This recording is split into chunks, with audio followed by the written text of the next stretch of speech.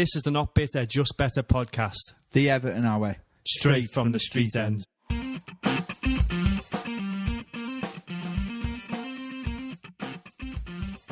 Howdy Blues, and welcome to Not Bitter, Just Better Everton podcast. Mr. Johnny Seven here as always, and another short show today. I imagine I haven't got to the end of it yet, obviously, but no midweek game to talk about. Although that'll change next week. We've got just a little bit of a recap on the transfer deadline passing, and I recorded about 10:30 on Monday night, and I said I'd go back and change anything, but there weren't any no real news to talk about apart from one signing coming in. I'll talk about in the news section, as one we all expected, and I've got the Bournemouth game to look to with a preview after the Everton news at the weekend, and that's about it. So I imagine the news sections aren't going to be as in-depth, so I might have one or two musings or people on, hopefully, and it'll be talk about the ground and all that kind of stuff. So yeah, so I will be back in a sec with some Everton news.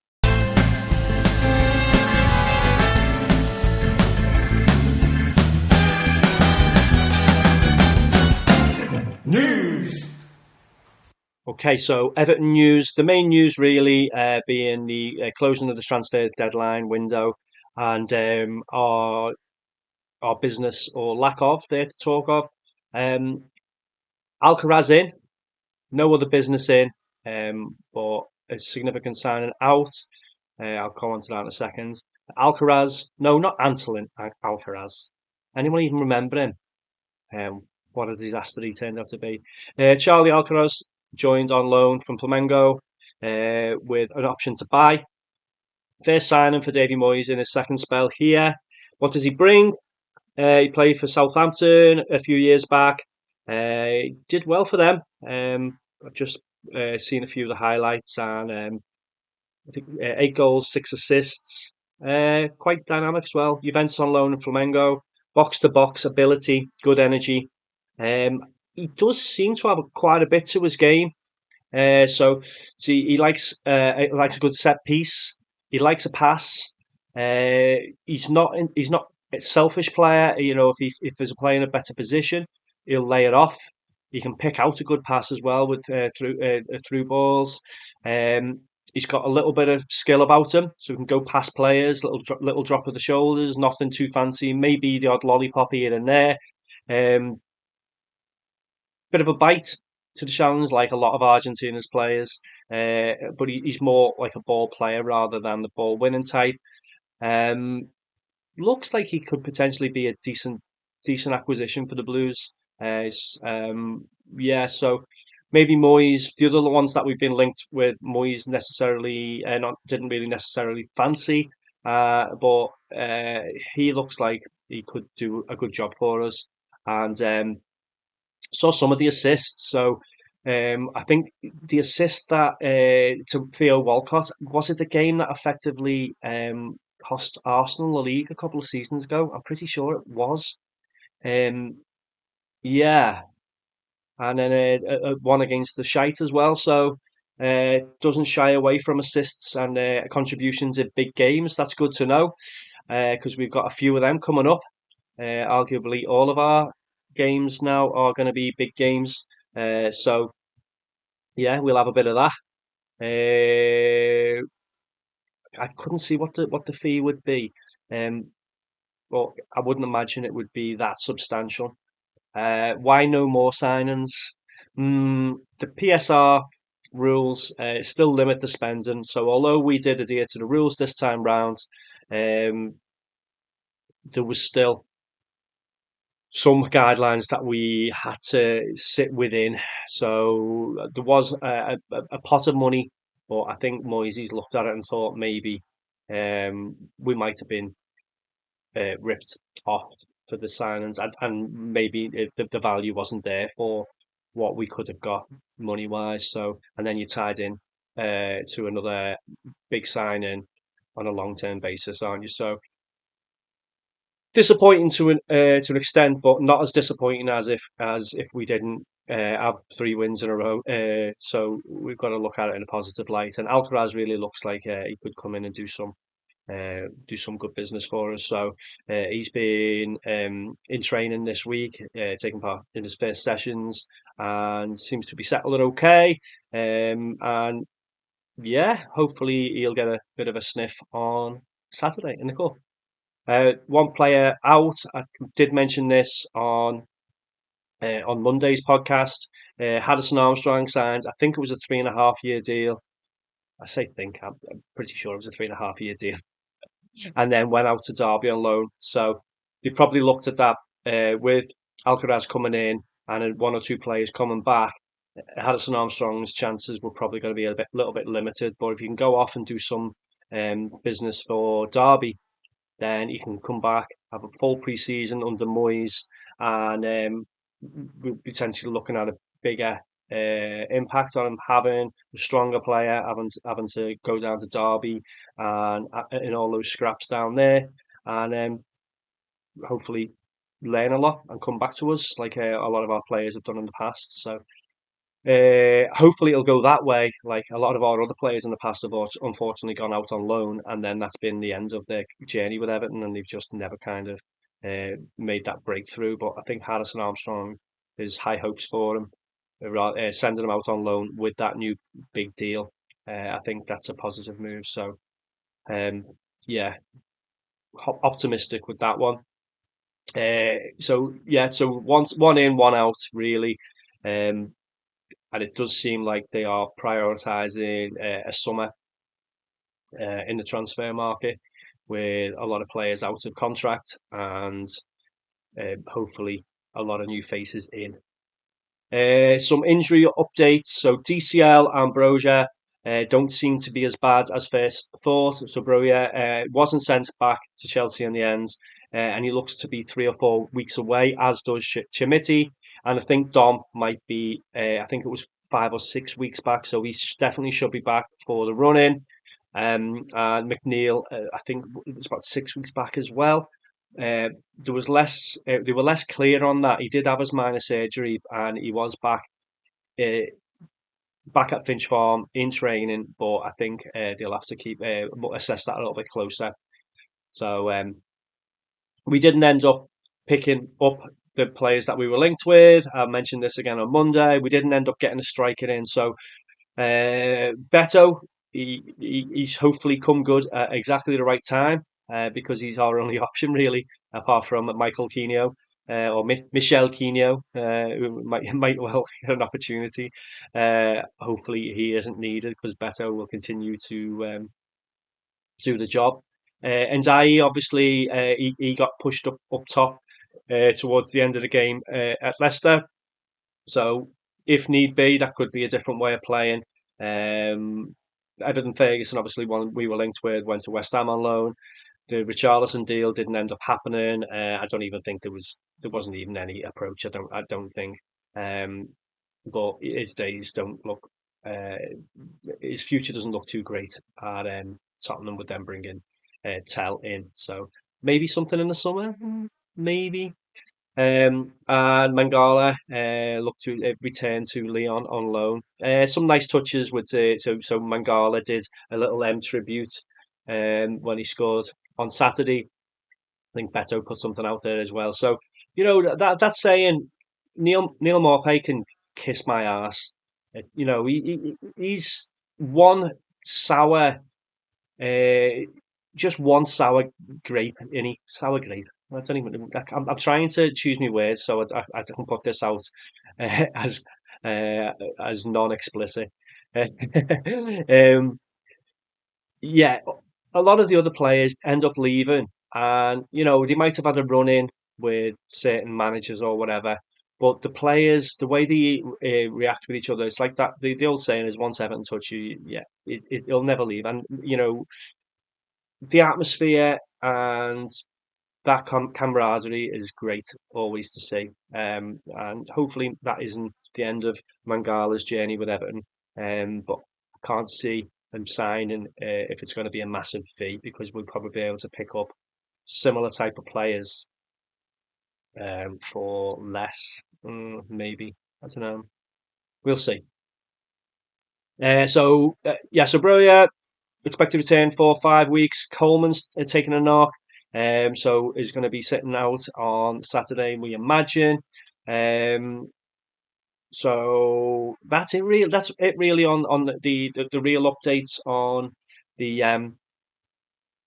the players and the transfers and the like. The only other kind of stuff around the club has been there was some. Oh yeah, the Everton away stones are for now all sold out, and they were all being fitted. So I can't wait to get my picture with mine and be all like, "Ah, my stone," and doing like that the Hollywood stars kind of thing on my stone. That'll be good to do.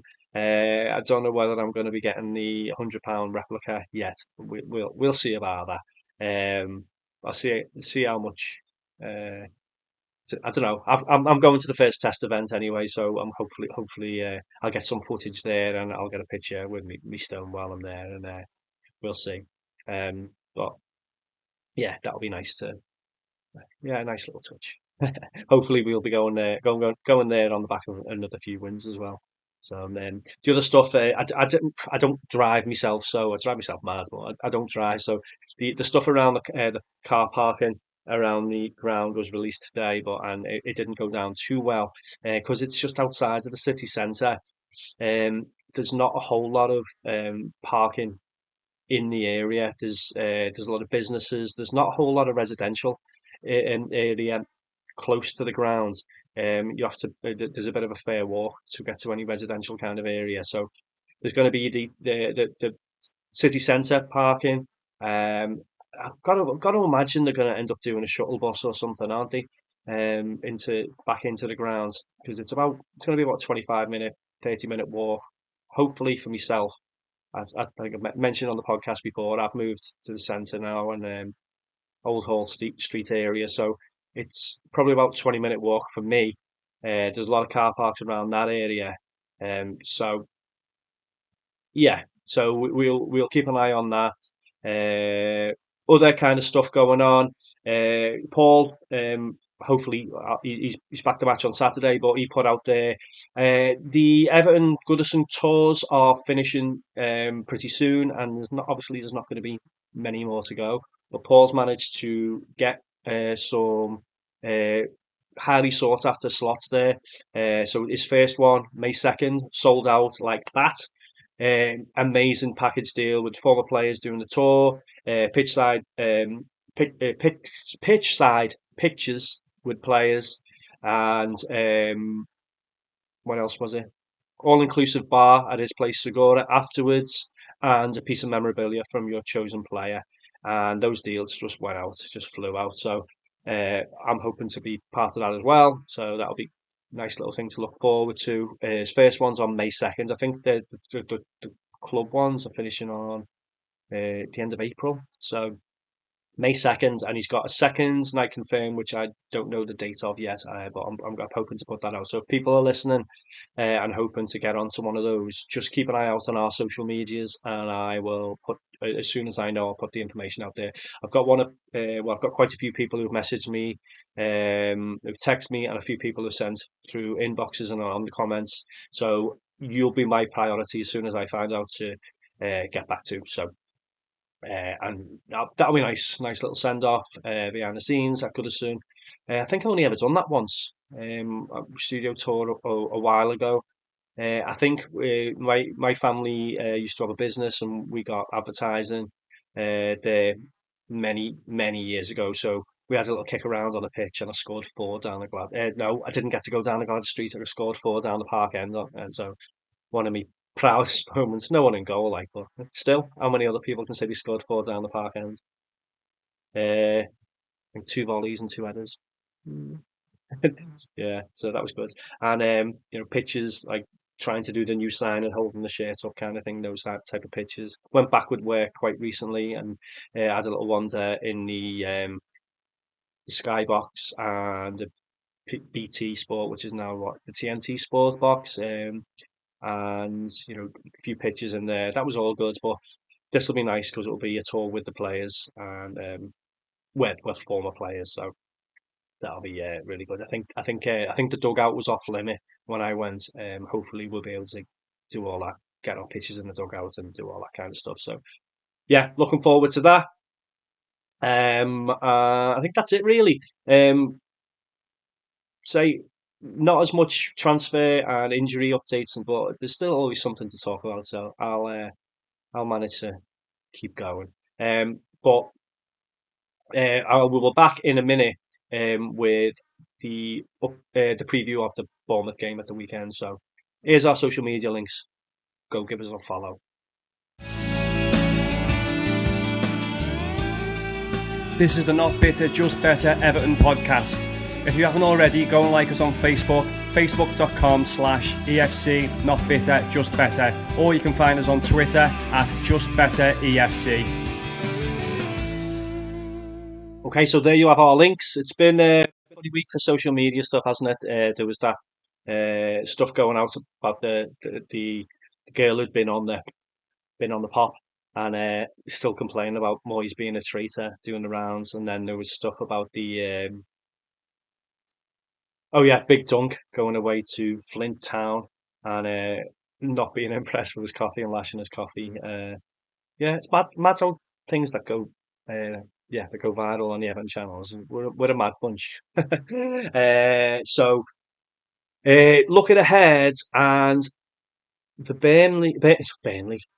God, I've got Dyche on the brain. The Bournemouth game coming up. Obviously, they've beaten us twice already this season, and two very different games. One was one of those two mad games at the start of the season where we went two goals up, didn't we? And I wouldn't say we were cruising, but we were pretty much in the driving seat for the uh, first 2/3 of the game, really, and then they managed to I don't know what happened other than what should have happened with the substitutions. Uh, Dyche had a brain fart, and we ended up losing the game 3-2. But we did similar to against Villa. Villa at home is one thing, but Villa away for us is one thing, but against Bournemouth when we're at home, losing two goal lead like that was criminal. Since then, they've gone on to be a really, really good side. I think they're in seventh at the moment, seventh position in the league at the moment. They beat us about 5 games ago to seal Sean Dyche's fate as Everton manager. Um, and so a bit of a blessing in disguise, really. It's a really good season so far. They've had a lot of injuries as well, and still seventh. So the last 5 games, lost to the shite last week, as many other teams will have done. Turned Forest over, and Forest, who just beat this league is so mad, isn't it? Just beat Brighton 7-0.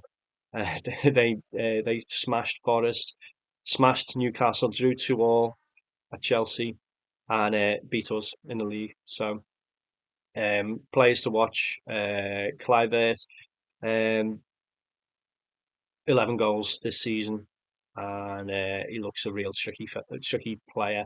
They've had to shuffle a lot, haven't they? They've had quite a few injuries, so um, Clivert, I'm sure he started off a lot deeper, but he's had to play quite high up. So keeper in goal, that's his name. That's not just Ariza Balaga, keeper Ariza Balaga, former Chelsea keeper in goal. Um, Zabani, Houston, Kerkez, and Adams in defence, likely. And Brooks, who scored the winner against us and had one ruled out last week, did he get the post last week against the shite? And then Clivert up top. Obviously, there's other players, but I'm not quite sure who's going to come in in the midfield there. I don't know what they're going to be looking at here because they're seventh in the league. And their next fixture isn't for a good while after ours. Ours is obviously on Wednesday. But those clubs, they might be looking at it. They've got a lot of injuries at the moment. Will they rest players? I don't think they will, but we can. I don't think they've got the players to rest. It's a bit like us, really. Our likely lineup is obviously. I can't see Moyes going for this playing second choice goalie uh, in this game. Um, so probably Pickford, probably Mikalenko, Tarkovsky, and Branthwaite and O'Brien. Uh, if he wants to shuffle, he could bring O'Brien out for the rest and put Young in, or Patterson in. He could rest Mikalenko, put Young over on the left. He could give Tarkovsky and Branthwaite a rest and put Keane and O'Brien in the centre. I don't know. Would that really weaken the defence? I think the defence, even though Michael Keane has a lot of critics, he doesn't do an awful lot wrong. I don't know. Again, you know what I'm like, rose tinted in my observations. So um, there are options potentially there, but I don't. It's like one of those things. One of those, isn't it? If it ain't broke, don't fix it. If it ain't broke, is that right? I've got my sayings all wrong. Um, but you don't need it. We shouldn't need to tinker with that. But then we got the derby coming up, so um, it's a tricky one. Moyes has surely got to see the importance and stuff like this now, and 30 years this year without a trophy, which is a mad one. Um, Maybe it's time to, you know, go full strength and of everyone who's available. That is midfield. We obviously had a couple of midfielders come back last week. So Garner started, had a really good game. Agana Gay and Abdullah Decore. But you've got Timmy coming in and potentially Charlie Alcaraz as well. So there's a number of options there, which doesn't necessarily leave us uh, weaker or second string. So obviously we don't know what impact Alcaraz is going to have, but he looks like he could be able to come and hit the ground running. My thoughts, he's probably gonna. It's not really the Everton way to go with the starter straight away, and Moyes very much fits into that. So maybe it is a good game to start with him. In the cup, give him a start in that, and yeah, or maybe he'll give him half an hour at the end. We'll see. Lindstrom, this is where it could kind of shuffle again because you could have Lindstrom on the right, of course, but Young might get a go out there. He could shuffle Ndiaye and bring Harrison in and put in. I don't know. Ndiaye at the moment, he's our most obvious match winner. Beto obviously got his two goals last week, but Ndiaye he's got 3 in 3, 4 in 5 games, and is really capable of picking up and something out of nothing. Whereas Beto relies more on passes in to the channels for him to run onto. But so I can't. I don't know. I'd really like us to go for it and have a good run, and hopefully a trip to Wembley. It's been a while, hasn't it? So it's been in longer since we won it, but Moisey is kind of owed one at Wembley, is he? So uh, we fingers crossed that will be this season. Bournemouth got a lot of attacking threats, but concedes too. So the way they play and the way we've been playing lately, there will be chances, but we've got to build on that defensive strength that we've had, and then take advantage of what they let us have with the chances with a lot of playing it out from the back and stuff, and we've got to take those chances. I think we did create some chances down there when we played them 5 games ago or whatever it was, and that was when we were really bad. And it took a bit of a wonder goal to um, to get them to scrape the results. So yeah, hopefully we are a much different proposition this time, and the way Moisey's got the team playing and the chances they were creating, hopefully we can go through. and we can go through unscathed because we've got the small matter of the Merseyside derby, the last ever Merseyside derby at Goodison Park, unless we get through and draw them in the cup. That is the last ever Premier League Merseyside derby in the at Goodison. Sad. So hopefully come through that game unscathed with and go into the hat for the next round. It should be a tight game, but that's not to say tight as in 0-0.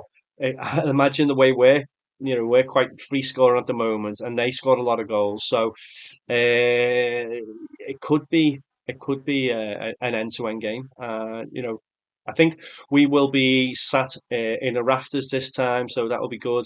Um, Talked last week about getting our tickets, so we've gone for a bit of a change this time. We're normally Lower Gladys to the right of the goal, about 7 rows back. This time we've gone for the south stand, upper south stand, I think it is, block 206, something like that. So into the left of to the ground, a little bit higher up, and I imagine we're either going to be in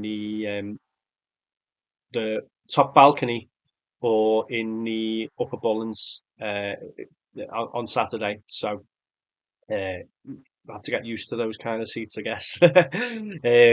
But yeah, I think it's going to be another flag day as well. So let's get that atmosphere absolutely bouncing, and yeah, let's